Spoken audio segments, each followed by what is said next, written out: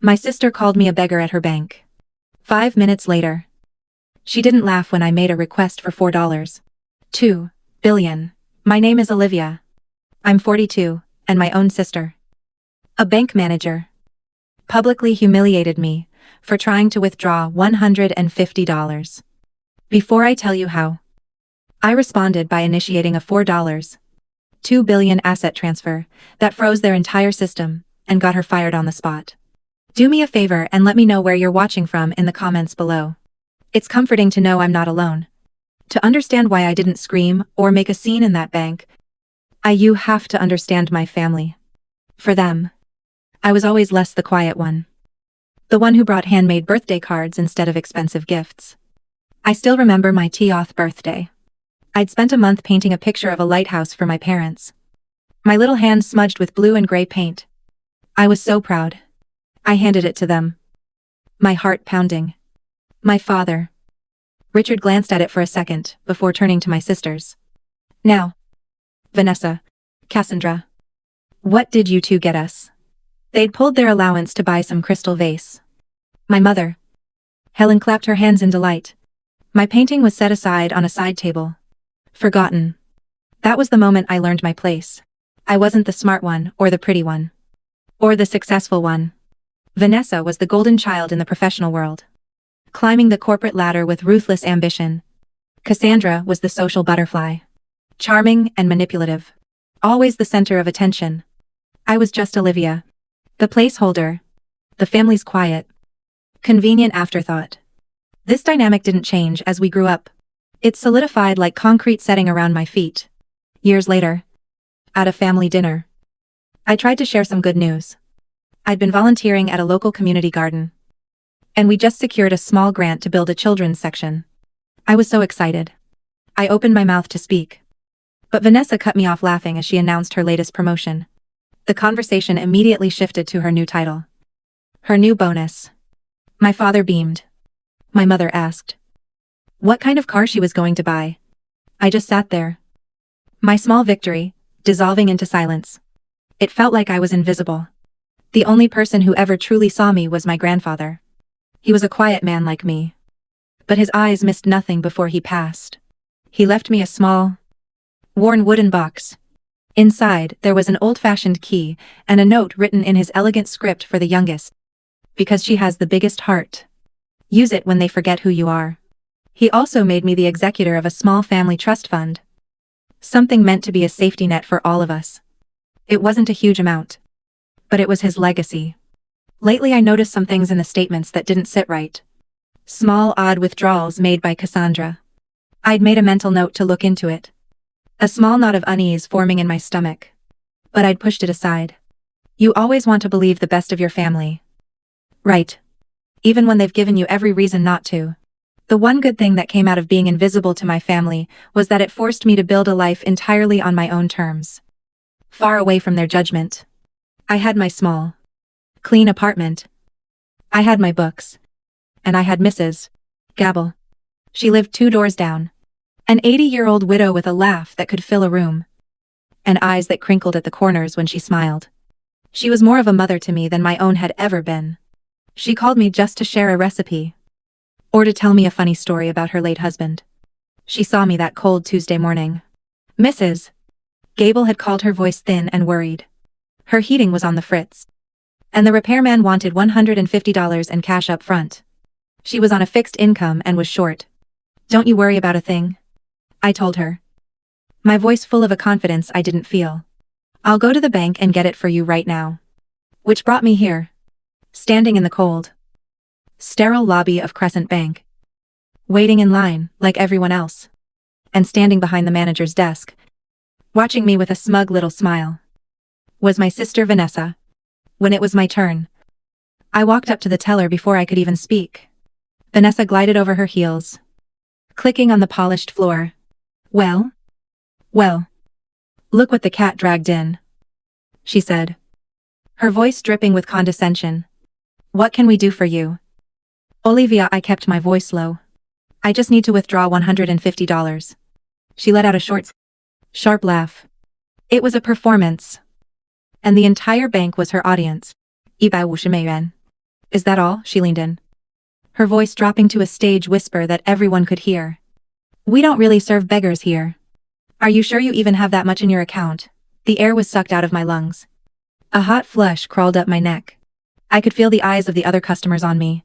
A mix of pity and morbid curiosity. The teller looked deeply uncomfortable for a moment. I saw the 10-year-old me again. Holding hair forgotten painting. I saw the young woman at the dinner table. Her voice silenced. And I felt something shift inside me. Not anger. Not yet. It was a profound, bone-deep weariness. I was so tired of this. I looked my sister in the eye. I didn't say a word. I just turned and walked out of the bank. The door hissing shut behind me.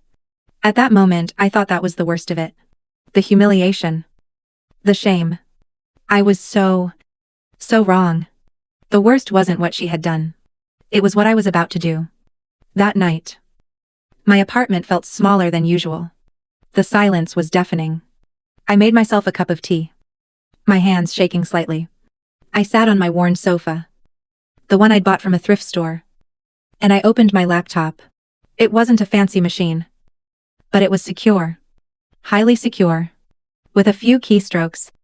I bypassed the simple user interface of my life and logged into my real one. The screen flickered and a clean, minimalist dashboard appeared at the top in stark white letters against a black background. Was a name shell code, 7. And beneath it a number, $42103500000. This was my secret. This was the life I had built in the shadows. While my family was busy sneering at my secondhand clothes and my quiet existence, after a particularly nasty fight years ago, where my father told me I'd never amount to anything, I had walked away. I took the small inheritance my grandfather had left me personally. The one outside the family trust. And I poured all my grief, all my intelligence, all my quiet focus into the one thing I understood. Patterns. Financial markets. I created a predictive algorithm.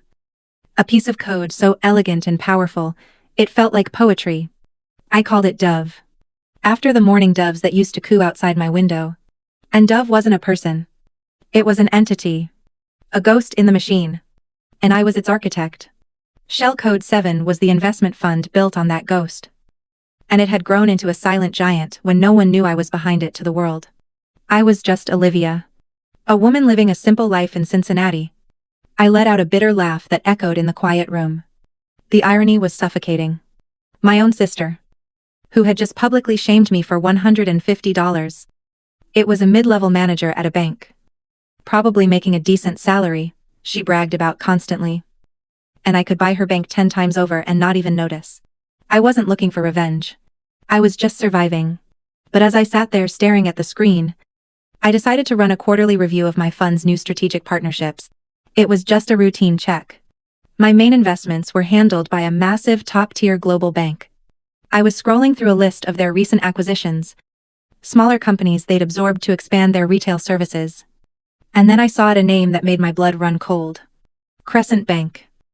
My sister's bank. The bank where she was a powerful manager through a chain of corporate acquisitions. Her employer was now effectively a subsidiary serving my fund. Vanessa worked for me. She just didn't know it. A switch flipped in my head. It wasn't about the $150 anymore. It wasn't about the years of insults. It was about the system. The system they worshipped. The one built on money and status and titles was the very system that now gave me all the power. And I realized this wasn't just an opportunity. It was a responsibility. A responsibility to use the power my grandfather knew I had. I spent the rest of the night, not in anger, but in cold, calculated focus. This wouldn't be a messy emotional outburst. It would be a surgical strike. At 3 a.m., I picked up a secure phone and made a call to my top legal counsel. "Good morning," I said, my voice steady. "I need you to arrange an emergency risk assessment meeting for tomorrow morning with the regional director of Crescent Bank's parent company. The representative from Shell Code 7 will be a Dove. Yes. I'll be attending personally." I hung up. The storm was no longer coming. It had arrived the next morning. I didn't dress like a billionaire. I chose a simple, well-tailored navy blue dress. No flashy juwelry. No designer handbag. My power wasn't in what I wore. It was in what I knew. As I stood in front of the mirror, I had a flicker of doubt. A voice that sounded suspiciously like my mother's whispered in my ear. Is this necessary? Olivia, why cause such a fuss? Who is this person staring back at me? This woman who is about to bring a world of trouble down on her own sister. For a second, I felt a wave of nausea. Was this making me like them, cruel? Vindictive? I closed my eyes and took a deep breath. I walked over to the old wooden box and took out my grandfather's note. The paper was soft and worn at the creases for the youngest because she has the biggest heart. Use it when they forget who you are.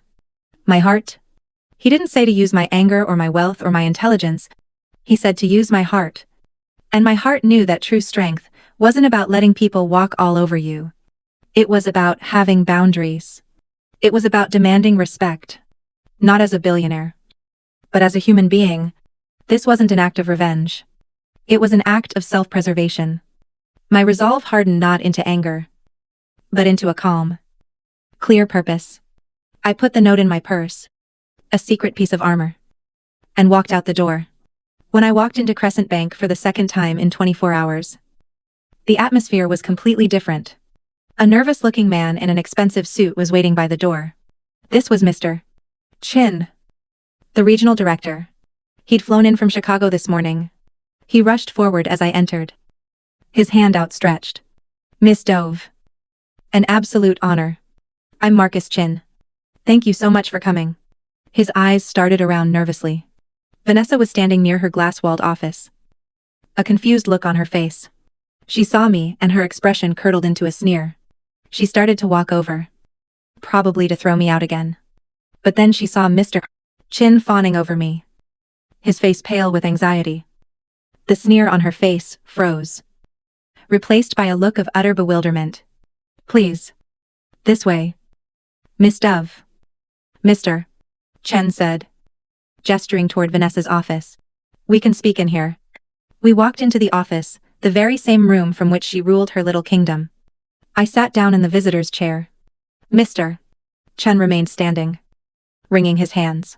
Vanessa hovered in the doorway, her arms crossed, trying to project authority she no longer had. So I began, my voice quiet, but carrying in the tense silence. Shell Code 7 has some concerns. Mr. Chen swallowed hard. Of course. Miss Dove. Anything. How can we help? It's not about how you can help, I said, looking from his terrified face to my sister's confused one. It's about a decision we've already made due to, let's call them, serious concerns about the professional culture and management competency at this branch. Shell Code 7 is initiating a hostile asset transfer. Mr. Chen looked like he was going to be sick. Vanessa just looked clueless. What she asked. I turned my full attention to her for the first time. It's a banking term. Vanessa. Let me simplify it for you. It means my fund is publicly declaring that your bank's parent company is too incompetent and too risky to manage our money. We are pulling all of our assets. We're taking all $2 billion. And we're moving it to a competitor. And for the terms of our agreement, we are required to state exactly why. The reason will be loss of confidence in personnel. Specifically personnel at this branch. The color drained from Mr. Chen's face. But it was Vanessa I was watching. The gears were turning in her head. Slowly. Painfully. The name Dove. The impossible sum of money. Me. Her worthless sister sitting in this chair. It all crashed together in her mind at once. Her jaw went slack. Her eyes widened in sheer unadulterated horror. You? She whispered, her voice cracking. It's you. I gave her a small, sad smile. Me, I just came in yesterday to withdraw $150. Remember? And that's when she broke the arrogant bank manager. The golden child. My tormentor crumpled. Her knees literally buckled. And she dropped to the floor in a heap. It wasn't elegant. It was a complete and total collapse. No. No. No. She sobbed. Actual tears streaming down her face. Ruining her perfect up. She started to crawl toward me on her hands and knees. Olivia. Please. Please don't do this. You can't. You'll ruin me. You'll ruin the family's reputation. What will mom and dad say? Her pleas weren't for forgiveness. They were about saving herself.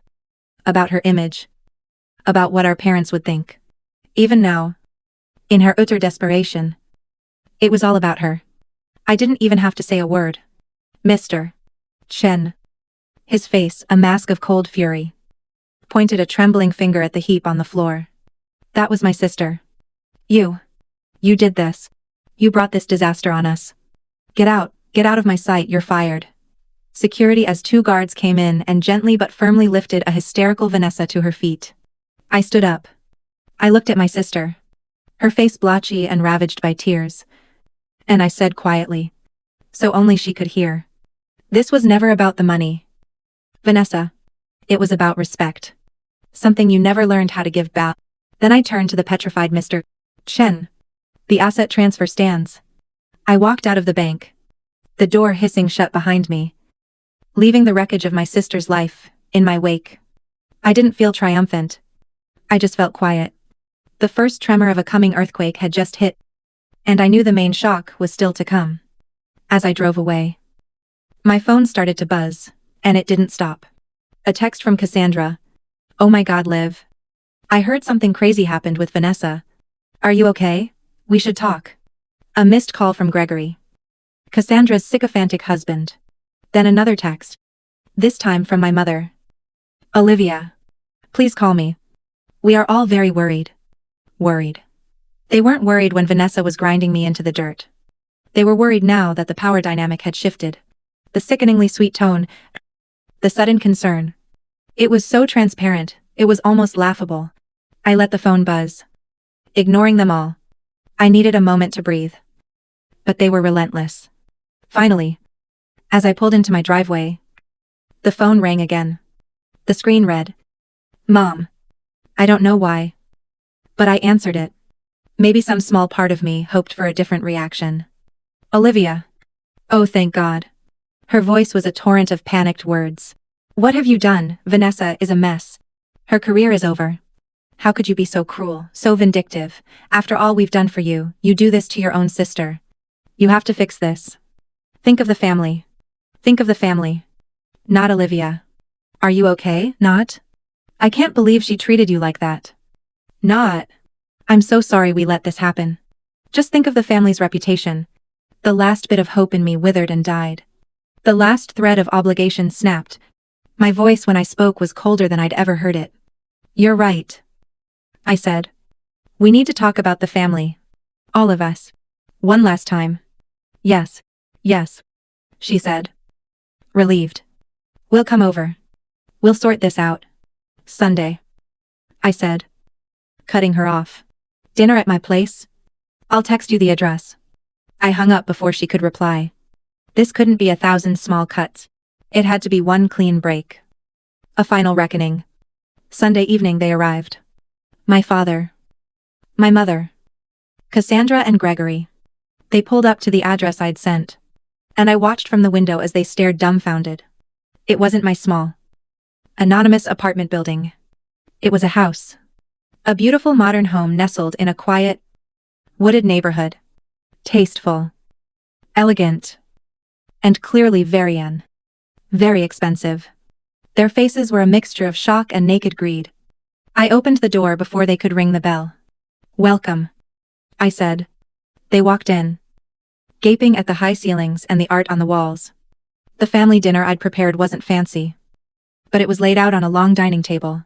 They sat down, an awkward silence hanging in the air. My father was the first to speak, his voice gruff. All right, Olivia. What is all this? You've made your point. You're rich now. You need to fix the mess you made with your sister. Cassandra chimed in, her voice dripping with fake sympathy. He's right. Liv. We're family. Vanessa made a mistake, but destroying her life over it. It's just not right. We have to support each other. They spent the next 10 minutes lecturing me. They blamed me for being cruel, for being secretive, for embarrassing them. My mother just sat there, wringing her hands, nodding along. Not once did they acknowledge what Vanessa had done. Not once did they ask how I felt. I let them finish. I let all the poison fill the room. Then when they were done, I calmly stood up and walked to a side table. I picked up a thin leather-bound file and placed it in the center of the dining table. If everyone is finished talking about how I've ruined a life, I said, my voice dangerously quiet, perhaps we can talk about how Cassandra has been ruining a legacy. Cassandra's face went pale. What are you talking about? I opened the file. I'm talking about the family trust. The one grandfather set up for all of us. The one he trusted me to look after. I slid a bank statement across the table to my father. You see that withdrawal? And this one? And this one? I then slid over another document. And here are the forged invoices Cassandra submitted from a shell company she created to justify those withdrawals for 2 years. She's been stealing from us. From you. From me. From the memory of the one man in this family who valued integrity. The silence was absolute. Gregory looked at his wife with horror. My father's face was ashen as he looked at the proof. My mother looked at Cassandra. Her mouth opening and closing, with no sound coming out. They were finally forced to see that their other golden child wasn't just selfish. She was a common thief. I looked at their shattered faces. You want to talk about family? I asked. My voice breaking, with the pain of a lifetime. A family doesn't do this to each other. A family doesn't measure love in dollars and promotions. A family shows up. You were never a family to me. You were just shareholders in my misery. I took a deep breath. This isn't a family anymore. It's a failed business, and I'm liquidating my shares. I looked each of them in the eye. This is goodbye. A few months have passed. The noise has faded. Cassandra's company fired her after an internal audit. And she's facing legal trouble. Vanessa is working some low-level admin job across town. I hear about it sometimes. But it feels like a story about someone else. I'm standing in a patch of bright sunlight. The air smells like fresh dirt and lavender. I'm not in a boardroom or a fancy house. I'm at the new community garden wing of the local library. A project I funded. It's named the Gable and Grandfather Reading Garden. Mrs. Gable is here. Sitting on a bench, reading to a group of children. She catches my eye and gives me that warm, crinkling smile. My real family. I burn down and pick up a small seedling as I place it in the soft earth. I finally understand the most important transaction of my life wasn't the $4 per said $2 billion asset transfer. It was the withdrawal of my love, my loyalty, and my energy from a toxic account that had been bankrupt for years. That account is now permanently closed. As my fingers press the soil around the new plant, I feel a sense of peace I've never known. I'm not the invisible daughter or the worthless sister anymore. I'm just Olivia. And for the first time in my life, that feels like more than enough. I'm finally planting a garden of my own. Thank you all so much for listening to my story. It wasn't easy to share, but I felt it was important. My question for you is this. Have you ever had to make the difficult, painful decision to walk away from a person or a situation in order to save yourself? Let me know in the comments, I'll be reading them. And if my story resonated with you, please consider giving this video a like and subscribing for more. It really does help. Story 2. My parents kicked me out of the house when I turned 16 just so my older sister could move back in with her boyfriend. It's always been obvious I was never their favorite. But it wasn't until my birthday last week that I finally had clear proof. As always, there was no party or cake. But this time they did surprise me with a gift. Though it was really more for them, they kicked me out. The reason: Natalie, my older sister. She's always been the spoiled one, the favorite of the family. They never said why. But I've always been a bit awkward socially and never had a girlfriend. While she was the most popular one in high school, she's now 8 months pregnant. And right on the morning of my birthday, my parents woke me up to tell me to start packing. There are 4 bedrooms in the house. And they wanted one for the baby, one for Natalie, and one for her boyfriend. So, I was obviously redundant. They sent me to live with my uncle. I didn't even react. I just stayed quiet. And after a few minutes they promised they'd pay for everything I needed until I turned 18. But outside their house, Natalie wasn't even there. And from that moment on, I knew they did it on purpose, so I wouldn't see the mess or feel guilty. I thought we at least had a decent relationship. But then it hit me that my family had never really cared about me. And she was no exception. And like any kid who gets told that on their birthday, I felt devastated. But I knew there was nothing I could say to make them truly love me. That's why I spent my 16th birthday stuffing my things into garbage bags. My parents helped me. But honestly, I felt like they just wanted me to leave faster. When we finished, they drove me to my uncle's house. And the whole way they chatted, like nothing was happening. Suddenly, my mom turned to my dad with a smile and said, "What are you doing here, hey? Now that OP's gone, we can finally order Indian food." When we arrived, I was expecting at least a goodbye hug, or at least a good luck. But instead, they left as soon as I got out. They didn't even wait for me to knock. And when my uncle opened the door, he hugged me with a kind of affection I'd never felt back home. I couldn't hold it in. And I started to cry. That was what hit me hardest. Realizing how badly my parents treated me, I told him everything. And he was in shock. He even made me repeat the whole story. I explained how my morning had been and watched as his kind face turned into pure anger. Without saying anything, he grabbed his phone, said he had to make a call, and went into another room. Suddenly, I heard his loud voice through the walls. Which was strange because he hardly ever gets angry, he's always calm and speaks softly. At that moment, I realized that my parents had really made him angry. When he came back, his face was red. And I knew my parents were responsible. It turns out, my dad had told his brother that I had asked him to move in with him. That I was happy to leave my house. And that's why my uncle agreed. After that call, he brought me a tub of Ben & Jerry's ice cream and told me he was sorry he hadn't done something sooner. He told me that the adults here are my parents. And that my well-being and happiness should always be the most important thing. I felt a lump in my throat, because those words were exactly what I'd wanted to hear, since I was 6 years old, and my parents told me for the first time that I was worthless. But even that didn't change the fact that my parents preferred to give the guest room to Natalie's boyfriend. A 4-year-old guy with a steady job and even his own apartment. That's why I decided to expose my parents online, and let people have their say.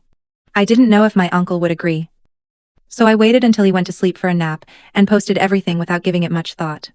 I told everything: the favoritism, the insults, and the abandonment. By the time I hit post, I was already crying. I turned off my phone because I was afraid of what might happen. And when I turned it on an hour later, I understood why they say you have to be careful about what you post online. It went viral. But only among my family. Several family members saw it.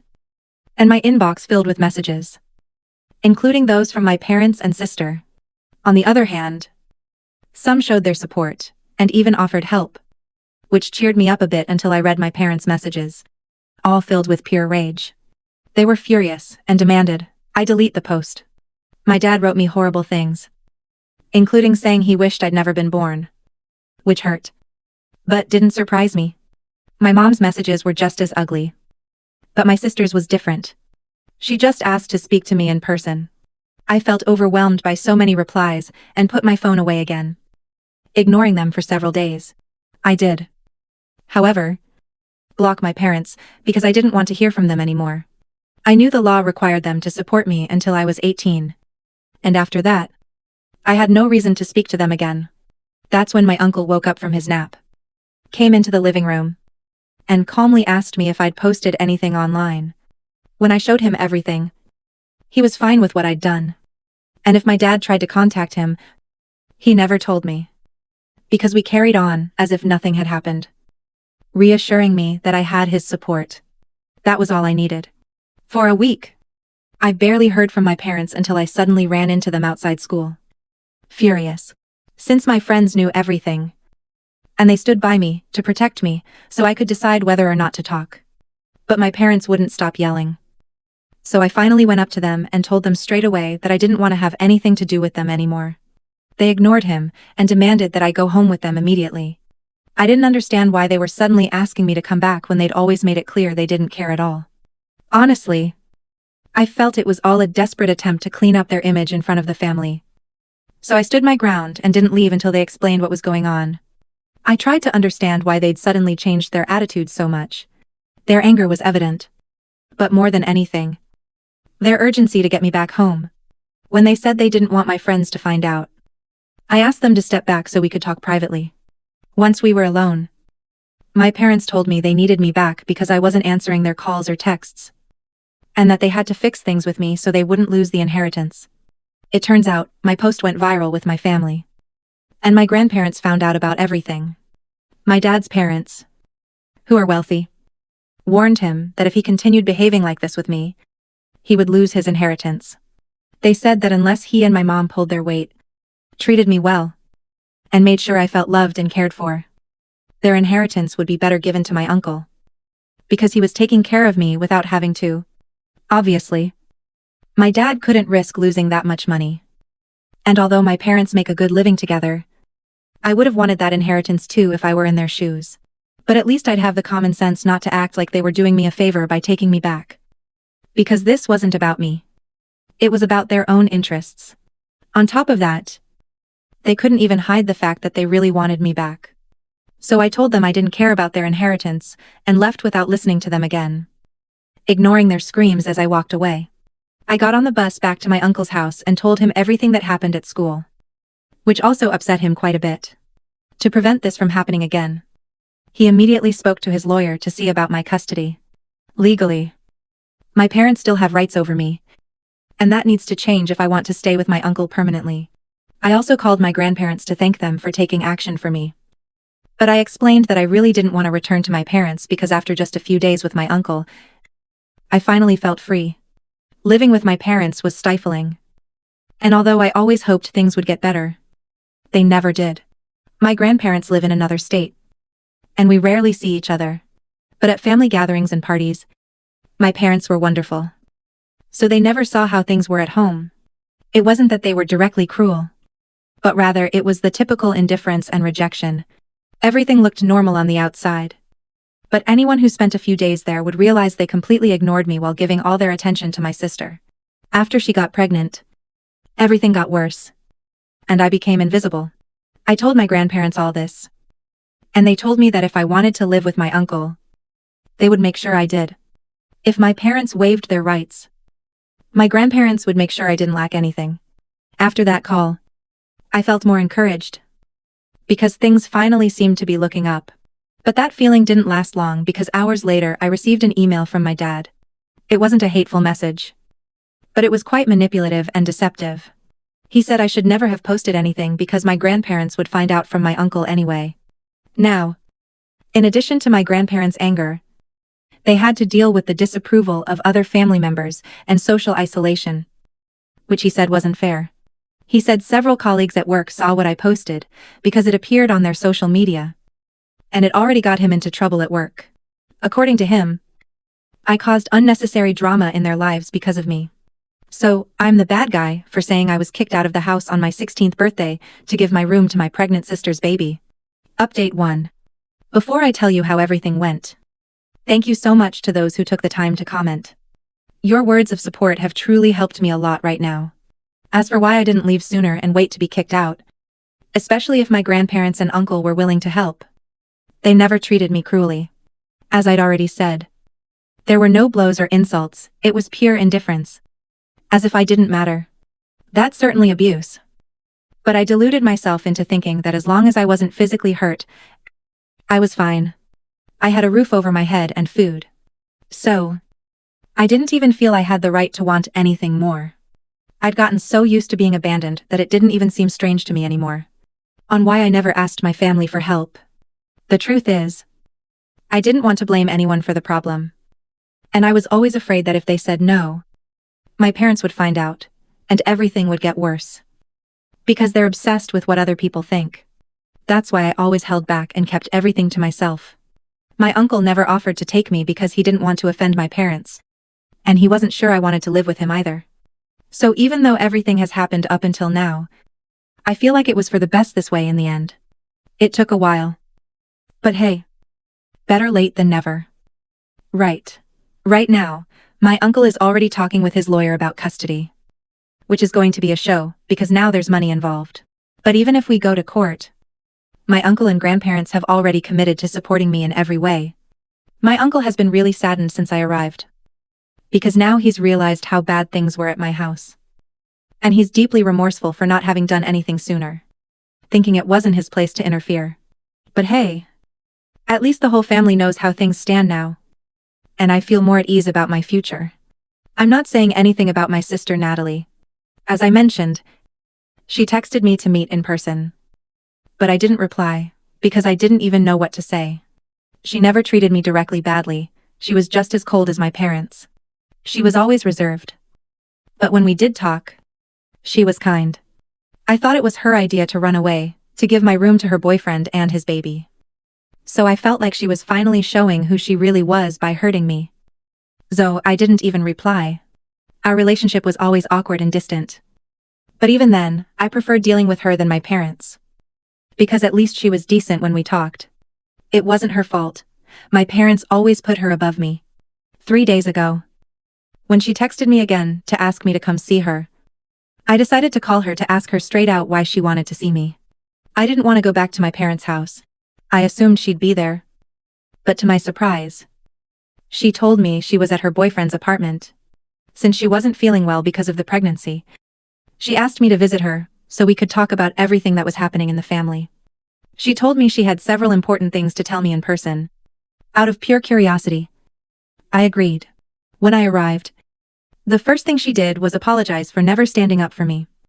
Even though she knew perfectly well that our parents always had favorites and pushed me aside. Always ignoring my achievements and only celebrating hers. It was crystal clear that I was the unwanted child. But she never lifted a finger to change that. He confessed to me that he was simply too uncomfortable confronting them. So he let things go on. Since he saw me holding back, he felt less responsible for saying anything. Now he's realized how bad everything was, and really wants to fix things. He also told me that our parents never told him anything about the plans for the house. She was shocked when she learned that they had removed me just to make room for her. Her baby. And her boyfriend. And she assured me she had no idea that had happened. She never asked for anything like that. Her plan was to stay with them, only until the baby was a couple of months old, and then go live with her boyfriend. In fact, she wanted to leave sooner. But she stayed because our parents begged her to. After reading my post, she realized she couldn't continue to tolerate that kind of thing, and moved out within a week. This caused a huge fight with our parents, who swore she was making a terrible decision. Now they don't even speak to each other because they called her ungrateful and selfish. But none of that's true. She never promised them anything. They made up their own minds. In the end, all that drama was for nothing, because they ended up losing us both. At least she had the courage to seek me out and apologize for being a bad sister. And the truth is, I accepted it because carrying that resentment wasn't going to do me any good either. We talked about everything. And he promised me, just like my uncle, that now, he would always be by my side. No matter what. It hasn't even been a week since my original post. And since the last email, I haven't heard from my parents. I guess they've finally given up on me coming back.